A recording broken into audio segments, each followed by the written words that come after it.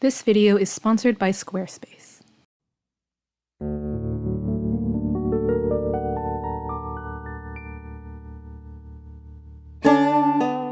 Hey guys, in today's Plan With Me video, we're going to start with my master plan organization system that I'm using to plan pretty much all of my academics in one place for fall quarter this year.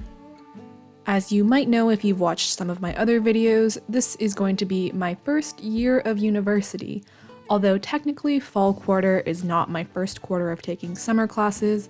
I took 15 units of credits over the summer, so I have a little bit of experience with planning for college classes, and this is my next attempt at being more organized than I was over the summer. To start off with, after lettering the large title for this quarter, I'm writing out the 4 different classes I'm taking, and I color-coded them, with red being for my math class, green for my science general ed requirement, purple for a film course I'm taking, and blue for my freshman seminar, which is only 1 unit. That's why I'm taking 4 classes, otherwise it'd be a little bit too large of a load.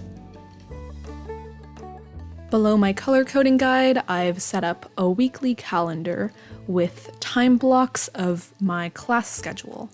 So each highlighted section obviously represents the class that matches that color, and I'm using this diagonal cross-hatching to mark a discussion or lab section. The non-cross-hatched color blocks are for lectures. A few of my classes, well, actually just one, the film class, is asynchronous for lectures, meaning it doesn't have a scheduled time. The professor's just uploading the lecture video and I can watch it whenever I like. My next step is setting up this grid where I'm keeping track of the assignments and Zoom lectures I have each day, and it's separated out by the 4 different classes. Before I move on to setting up the rest of my weeks though, I've written out the important dates for this quarter, like days we have off of school or the first and last days of the quarter, in this empty space below my color coding section. It's good to note these down. I'm just copying them from a planner that UCLA sent us for freshman orientation, and now I have these to reference and fill in that awkward white space. Now that that's finished, I'm going back to the previous thing I was discussing, which is setting up these grids that I use to plan each week and each day. I'm just calling these weekly grids because each week takes up 1 page. The way this works is each column represents 1 day. Later in the video, you'll see me just writing the weekday and the date at the top of the column in that thinner gray section. Then each row represents a different class. Once again, 4 rows for my 4 different classes. You might be wondering how exactly I'm going to be filling this in, and that is thanks to the wondrous invention known as the syllabus. I haven't gotten syllabuses or syllabi, I don't know how to say that plurally. I don't have syllabi for all of my classes yet. Luckily, 2 of my professors did post the syllabus before I filmed this video, and I'll add in the other ones later on when I get more updates. This isn't really applicable to high school in my experience, but for most college classes, the syllabus will contain the information for every single assignment and every single test date, which is super convenient for planning ahead, so I am doing that. I am planning ahead by recording every single detail that's currently available to me in my weekly, daily planner recording setups. Sorry, the catchy name for this is weekly grids. Anyways, I'm also recording my lecture and section dates and times for the classes that I still don't have a syllabus for. This way I can at least get as much as possible into my weekly grid setups. This allows me to have as much of my quarter mapped out in advance as possible, which makes things a lot more streamlined for any scheduling later on. I'm sure you don't want to watch me do this exact same thing 10 more times for every week of the quarter, so here is a flip through of all of my completed setups so you don't have to sit through 2 hours of me drawing grids. One thing I did add was this rainbow stripe design along the bottom so that I have this visual progression for time passing as the quarter goes by.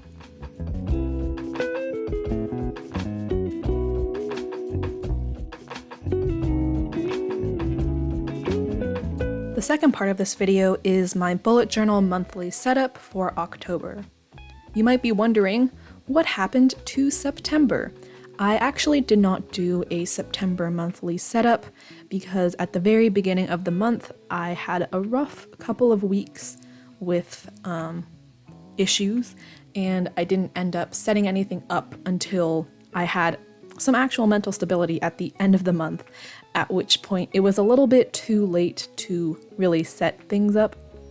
So I decided to skip right on ahead to October, which is one of my favorite months because I love Halloween. I love spooky season, which is why I decided to do a witchy doodle type theme for this month. You can see that I've drawn this thicker black border as the bounding box for all of my planner setups, and around that I'm creating a border with a variety of spooky, witchy inspired doodles. The first thing I did was reference a variety of images that are related to witches, like spell books and potion bottles and bats, and draw those in this diagonal pattern across the page, just doing my best to make it look nicely evenly spaced out. It didn't go perfectly, so I decided to add in some stars sprinkled around in these gaps to make it look less awkward. I started out with the larger 5-pointed stars to fill the big gaps, and then within the smaller gaps I just use some random dots of varying sizes to represent smaller stars. This black marker allows me to get a bit of variation just by pressing a little bit harder to get a larger dot, which creates a nice amount of size contrast. After I deemed this border was up to my standards, I moved on to the actual planning part of this setup. The first thing I did was letter October in this pretty simple uppercase font with more stars to fill the awkward white spaces and add a little bit more of that nighttime spooky witch theme. I feel like my name for this theme is just getting longer and longer every time I say it, but those are the words I would use to encapsulate this vibe. Then I'm doing some pretty standard setups that you've seen many times in my Plan With Me videos. In the left-hand column, I have a tracker for the 4 habits that I'm working on this month. A lot of them are carrying over from previous months. Then on the right, I've got a weekly tasks thing because I'm trying to figure out which chores I need to do in my dorm room, and my mindful consumption tracker.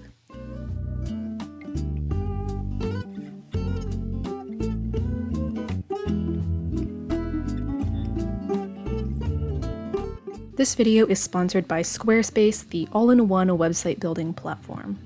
One of my favorite things about Squarespace is their very much adequate graphic design nerd approved templates. Whether you want to make a photography portfolio or online store or blog or any other type of web presence, Squarespace has an absolutely beautiful template available for you. These templates are also mobile responsive, meaning they'll change size to look normal on a phone or tablet of any size. If this interests you, visit squarespace.com/studyquill for 10% off your first website or domain. I hope you enjoyed this video, and I upload new videos about student life every week. I'm going to be moving to college soon, so look forward to college-related content.